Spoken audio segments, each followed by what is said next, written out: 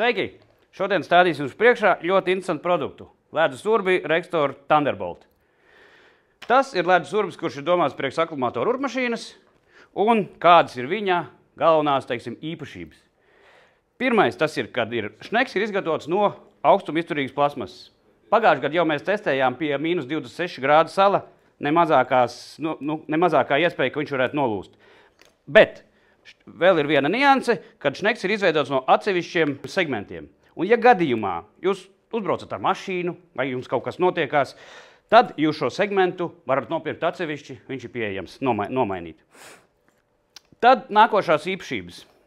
Pirmais ir centrējošais nazis, kas palīdz, kad jūs sākat urbt, lai urbis neslīdētu pa ledu, viņš momentā iegriežas ledu un vertikāli ļoti labi jūs varat urbt. Un šāds te distancers, ko tas dod?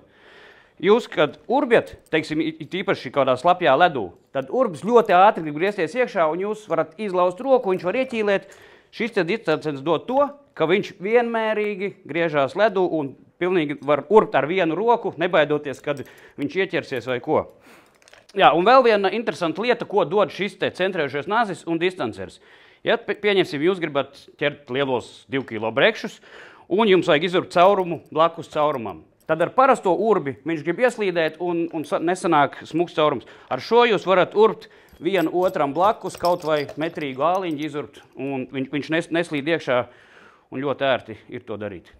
Aprīkots ar šādu te disku, kas ir tā kā drošības disks, ja jums gadījumā atskrūvējās no urbmašīnas, lai viņš punkšs neiekrīt āliņģī. Urbi diametrs 15, diska diametrs 21 cm. Un kas ir vēl ļoti svarīga īpašība, tas ir šī urbja svars. Teiksim, ja mēs salīdzinām ar līdzīgu 150 izmēra dzels urbi, teiksim, šim svars ir 3,2 kg. 1,1 kg starpība, kas ir ļoti faktiski liela. Nāk tādā smukā kastē, aizsarga čehols, viss kā tam jābūt. Faktiski top produkts šī ziemā no urbiem.